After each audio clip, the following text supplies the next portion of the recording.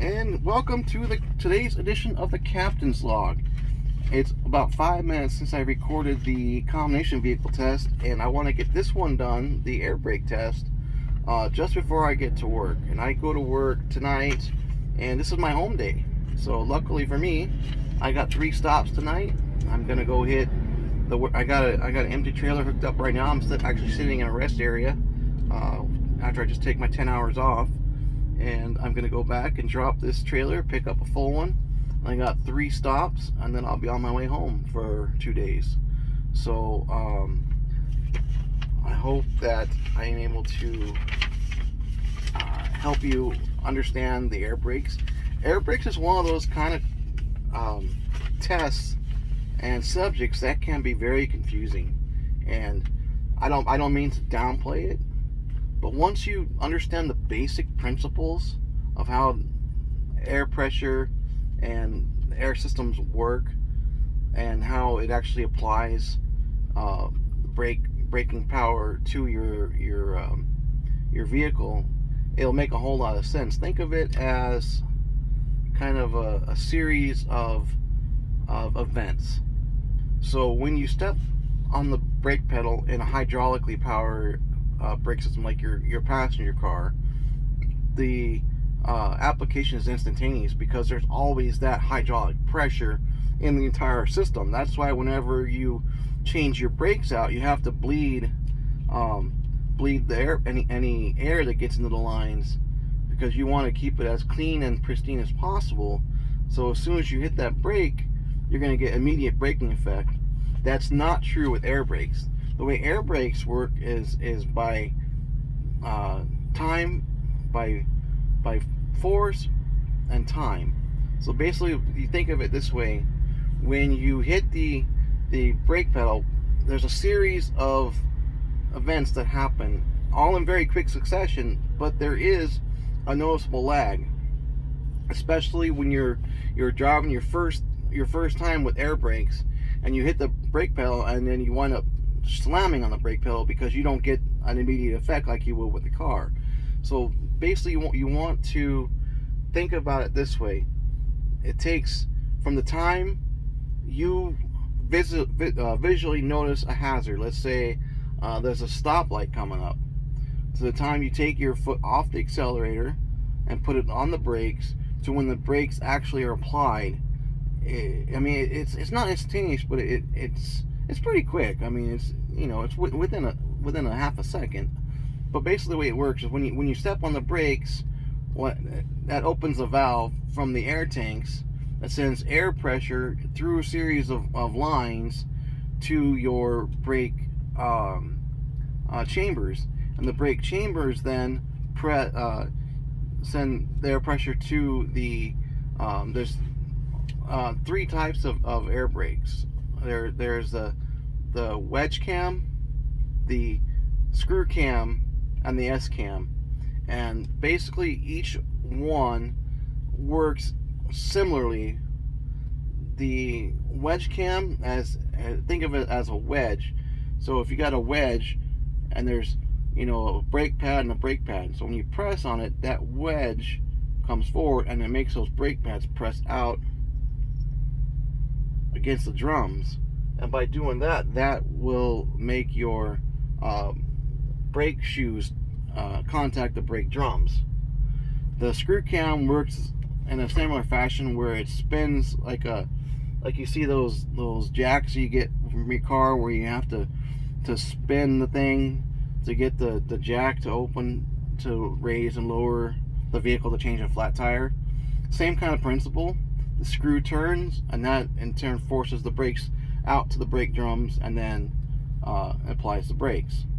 The most common that you'll see on these semis are S-cam, and it's basically a steel rod that comes out of the brake chamber, and it's shaped like an S. It has an S, like an S, and that spins. And when it spins, it makes the brake shoes press up against the brake drums. And I'll include some pictures of a screw cam, because that's gonna be your S cam, because that's gonna be the primary type of brake system you're going to see on semi trucks. So that being said, that's basically how the air brakes work.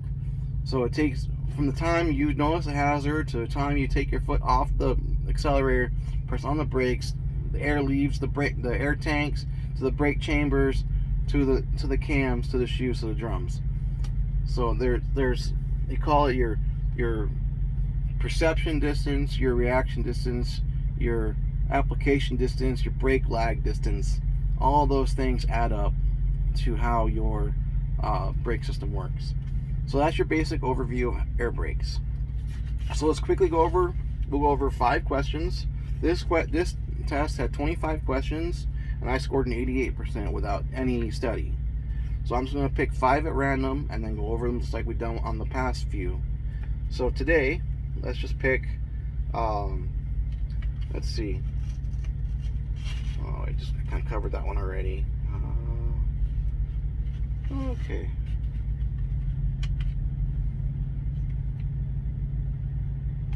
Let's see. Okay, here's a good one. The question is, how should you check that your service brakes are working properly? A. Park on a slight incline, drain off air pressure, set the parking brakes, and check for movement. B. Park on level ground, wait for normal air pressure, release the parking brake, and move the truck forward slowly about 5 miles an hour, and apply brakes firmly using the brake pedal. And option C, park on level ground, shock the wheels, engage the parking brake when you have the correct amount of air pressure to do so, and shut off the engine. Now, we're not checking whether or not you have an air leak in this question. All we're doing is checking to make sure the brakes are working. So basically, if you park on a slight incline and drain the air pressure, that's going to automatically set the parking brakes, because there's these giant springs that are inside the brake chambers, and these springs are held back by air pressure, and that's an emergency function. So if you lose air pressure, it's going to release those springs, which will in turn apply the brakes. So if you look at the question, drain off air pressure, set the parking brakes, that's going to happen automatically if you drain off the air pressure, and then check for movement. Obviously, if the spring brakes apply, you're not going to get any movement. But if you have a failure in your spring brakes, or if your spring brakes are caged, which means that the springs are held back by a bolt, which is used for towing. You stick a rod down into the brake chamber, and you tighten it up, and basically works like a piston, and it goes down, and when you pull it out, it pulls the spring brakes off of the drums. That way you can tow a vehicle without any air pressure in it. Now, sorry, it's getting a little warm in here. Open the window a little bit. So that's kind of the way the brakes are designed to work. Option C, park on level ground, shock the wheels, engage the parking brake when you have the correct amount of air pressure to do so, and shut off the engine. That's a check for air leaks. That's not checking to see if they're working. There is a set of criteria that you have to meet when you're checking your brakes during your pre-trip. And we're not going to get into it today. We'll save that for the pre-trip test prep session. But basically, the way that works is when you press the brake pedal down without the engine running, air is going to travel from the tanks to the brakes, and eventually, when you let off the brake pedal, then press it again, another burst of air, and another burst, until there's no air. So the whole idea is, when you're doing that, you're checking for air leaks, not whether they're working. So your correct answer in this instance is to park on level ground, wait for normal air pressure, release the parking brake, move the truck forward slowly, and then apply the brakes firmly using the brake pedal. So what you want to do Once you have about 120 psi in both your primary and your secondary air tank, you put it in gear. If you have a manual transmission, you have to press the clutch in. Obviously, if you have an automatic, then you just put it in gear and start moving forward. Enough to require pressure. Because if you let off the gas, you're not going very fast. The truck, just by inertia alone, is going to stop. But you get up to about 5-10 miles an hour or so, and then you step on the brakes. Now, if you don't feel the brakes apply, obviously that's how they're not working. You do the same thing to check your trailer brakes. When you, instead of pressing the brake pedal, you use that handle, and that applies only braking to the trailer. So that's how that works. Let's see here. All right, here's another good one. This is a stopping distance question. Under ideal conditions, a truck with air brakes going 55 miles an hour would require a stopping distance of A, more than 400 feet, B, 100 to 300 feet, or C, less than 100 feet. Now keep in mind, you have a heavy load, and the more weight you have, and of course the faster you're going, the longer it's going to take to stop. And that's called your stopping distance. Now, question or answer B is 100 to 300 feet. You could probably stop a vehicle, that's going, 20, 25 miles an hour within that limit. But once you're talking 55 miles an hour, you're talking at least 400 feet. So, even if you slam on the brakes, it's still not going to stop on a dime. It's still going to take a good amount of time to stop. And you want to be prepared, especially when you're driving in city traffic and whatnot, to be able to stop without, driving into the back side of the vehicle in front of you. And out here in the country, where I'm spending most of my time, is dealing with your critters. Now, I am not going to stop the truck for a raccoon or a squirrel or a skunk. I'm not even going to slow down. But a deer or a cow or a horse or something of some size and mass, I'm going to try and slow down the best I can. But I'm not going to swerve, because if you swerve, that's a surefire way to wind up in the ditch. So the whole idea is, especially if you have a truck with a brush guard on it, which I don't have yet, but I'm going to put one on. A brush guard costs between $300 and $500 for a low end one, $1,000 or more for a nice one. But the whole idea is, if you hit the obstacle, the cow, the horse, the deer, straight on, it's going to do the least amount of damage, and it's going to be the least detrimental than trying to swerve around it. So if you ever have a choice to hit a deer or swerve, hit the stupid deer. All right, let's do another one here.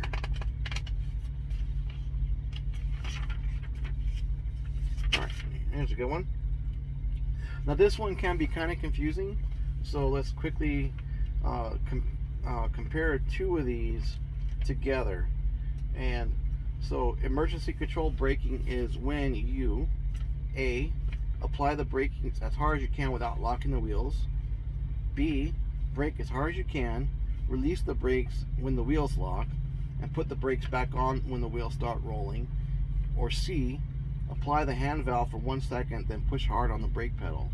Now your choices, B and C, are good, but it's not called emergency braking. That's called stab braking. Now stab braking is just like it says. You stab the brakes, you let your wheels get to lock, release your brakes. You hit the brakes, when the wheels lock, you release the brakes. That's called stab braking. Emergency braking is apply as hard as you can without locking the wheels. Now you don't want to lock the wheels because you don't want to start skidding or sliding, and you don't want to jackknife. And like I said, those are for emergencies. When you're dealing with if you're gonna hit a truck that's stopped on the road in front of you, you want to stop the dang truck, obviously. So hit it hard, don't lock the brakes. The stab braking, on the other hand, is used for when the conditions are not ideal. So you hit the brakes hard, wheels lock, you release. Hit the brakes, release. Hit the brakes, release. And you can do it pretty quick. Boom, boom, boom, boom. You can get your momentum slowed down pretty quick. The whole idea is to make sure that you are keeping straight control of the vehicle, because as soon as you start skidding, you're going to start sliding, you're going to jackknife. So emergency braking, hard, without locking. Stab braking, stop, stop, stop, stop. Get it? Got it? Good. Let's see here. Which of these is not a proper time to apply the parking brakes? A, if the brakes are very hot, e.g. after coming down a steep grade. B, if you will only be stopped for less than 1 hour. C, if you're going to test the parking brakes to make sure they hold. Okay, now remember I told you before about looking at the question and trying to figure out what it's asking you. And this question has a false statement. That's the key. So it says, which of these is not, capital letters, not the proper time to apply the parking brakes? Now, B, if you'll only be stopped for less than 1 hour, why wouldn't you apply the parking brakes? If you don't apply the parking brakes and you get out of the vehicle and it rolls away, that's a preventable accident, and it's not a nice situation to get into. Option C, if you're going to test the parking brakes to make sure they hold. Now remember, this said which is not a proper time to apply the parking brakes. If you're going to test the parking brakes to make sure they hold, you want to apply them. Common sense, right?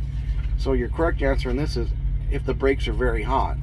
So if you're coming down a mountain, and we talked before on the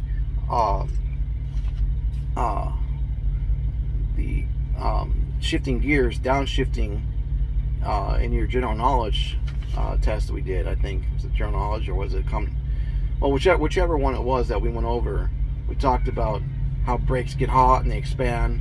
I need to get brake fade. You gotta press harder, brakes get hotter, brake fade, until eventually you have no braking authority at all. So in this instance, if you just come down a mountain, let's say you're in Colorado, you're coming down the Rockies, and you need to cool your brakes. So what you want to do, especially if you have a manual transmission vehicle, it's not a big deal. You can just park and then turn your vehicle off and put the truck in gear, and that should hold it. But if you have an automatic transmission vehicle, what do you do? The delivery plan has been received. Well, at that point, then you have to use wheel chocks. Wheel chocks are basically like chunks of hard rubber or wood that you put underneath, in front and behind the tire, so it can't roll forward or backward. And the whole idea is to let your brakes cool down. And then what will happen as the brakes cool down, the drums will condense, and then you'll have your braking authority again. So that's your proper time. I'm sorry, your not a proper time to set your parking brakes. I don't know if that's 4 or 5, but I think we kind of combined 2. So let's just go ahead and do one more. All right, this is another one about going down mountains. All right, so use of the air brakes on a long and or steep downgrade under normal conditions, so we're talking dry pavements, no snow, no rain, no ice, is only a supplement to, and your options: the braking effect of the engine, B, the use of the front brake limiting valve, and C, the use of spring brakes. Now, I'll be honest with you, when I read this, I was like, what the heck is a brake limiting valve? I'd never heard that term. So I'm assuming, if it even exists, it would be something to keep you from locking up your front steer tires. Like I said, I've never even heard that term until I read this question. Use of the spring brakes. You cannot manually use the spring brakes. spring brakes are a function of the brake chamber, and the way that works is when the air pressure drops below a certain threshold, it doesn't have enough power to hold back the spring brakes, and it'll release, and then it'll apply the brakes. Now, the whole idea of that is to be able to stop in an emergency, like we mentioned a few minutes ago. So basically, the way we're thinking here is spring brakes, you can't control that manually.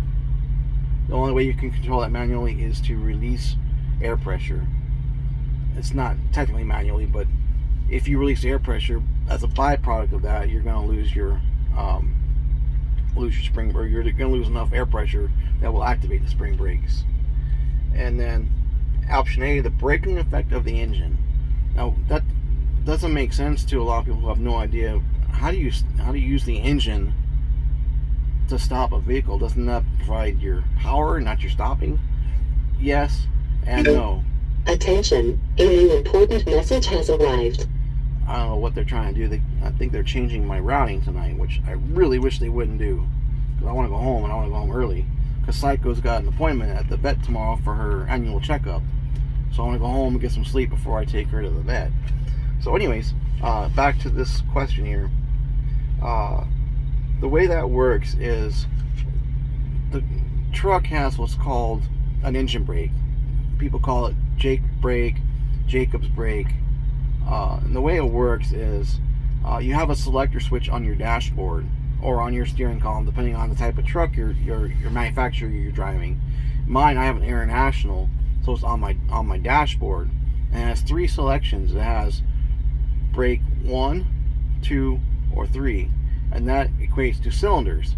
Now this is a V6. I'm sorry, an inline 6. So if I have the 1 selected, it's using 1 cylinder for braking, 2 cylinders, 3 cylinders. I always keep it on 3 cylinders because it doesn't make a whole lot of sense to just brake with 1. And I don't know the details of exactly how it works. I just have a basic understanding is when you turn your Jake brake on, it has something to do with opening valves to release the exhaust pressure that's in the engine, and by doing so, it makes the engine slow down the vehicle. Now you can hear it, like when you're seeing trucks, you hear like a growling sound when they're driving down, and that's the Jake brake. A lot of cities don't want you using that because it's loud and it can violate noise ordinances. So generally in a city, you're not going to want to be using your Jake brakes. It's more when you're dealing with on the open highway. I always use my Jake brake because it takes the wear and tear off my service brakes. And the way I do it is I just, I have an option to turn it on and off on my steering wheel. So I just, when I'm going to be stopping, I just hit the button, I release the accelerator pedal, or turn off the cruise control, and it automatically applies the Jake brake. Now this thing says in ideal conditions. Now the reason why this is important is because you cannot use your Jake brake on slippery snow and ice, because what happens is it's applying braking to the tractor, to the engine, but without using the service brakes, it's not applying any braking to the trailer. So what happens, the trailer is a lot heavier than the tractor. The trailer will just keep going, push the tractor right out of the way, keep right on going, and that's your quintessential jackknife. So keep that in mind when you are driving in snow and ice and heavy rain, when the roads are wet and not ideal. No Jake brake, no cruise control. That's important, especially on ice. If you have your cruise control on ice and you lose traction, you're done. No Jake brakes, no cruise control, snow and ice. That's going to do it for today's episode. We'll wrap it up with today's edition of Trucker Slang. I meant to do one on the last episode, but I completely spaced it out, so let's just do it here. I've been kind of holding off on this one because I try to keep this family friendly. But today's Trucker Slang is commercial company. What is the commercial company? Commercial company is a prostitute. Why do you call it commercial company? you get lonely on the road. You get you pay for their services. Commercial company. Another kind of vulgar term, lot lizard. So those are your two they kind of go hand in hand. It's so disgusting. I'll give you a real short story. I was at this truck stop. I won't mention the name, but in Indianapolis, and the truck stop is actually next to this dirt lot, which is kind of right behind it. I don't even know if it still exists, but I was driving with another driver. There was two trucks, him and his truck, me and my truck, and we were picked up at the same location, going to the same location, and so that's where he wanted to stop. So we're stopped at this truck stop, and this is back before the days of satellite TV and trucks and whatnot. I mean, you had your over-the-air antenna TV, but satellite TV was just coming into play for the trucks. So I was sitting in the cab of my truck listening to the World Series. Now, it was the World Series where the Yankees and the Mets were playing. And I don't remember which game it was or who was at home or whatever, but I was just sitting in the cab of my truck listening to the game on the radio, and this whole truck stop was just full of these women that were walking around with their equipment hanging out in the open, and they kept coming. I guess they saw me sitting in the truck, so they thought I must have been interested or something, because they kept coming around knocking on the door. Hey, you want some company? Hey, you want some company? And I'm like, no, go away, and just listening to the baseball game, go away, and finally, after about 10 minutes of different people coming up, knocking on the door, they finally left me alone. But the next day I was in a truck stop getting fuel, and I happened to see a bumper sticker that had like an alligator with a no sign, like a circle with a slash through it, so like no lizards. So whenever I started parking in truck stops, I started putting that in my window, and from that point on, that pretty much got left alone. But it's just disgusting. So you want to be careful out there. There's a lot of sketchy places, and I was a brand new truck driver back then. I didn't have a clue really how bad the situations can be. So try to avoid those kind of places where it's kind of a sketchy, dark dirt lot. Park in a well-lit, if possible, truck stop that has, if you can find it, security cameras and whatnot. So just be careful out there. So that's all for today. Thanks for watching the Captain's Log. We'll see you next time. Have a good day.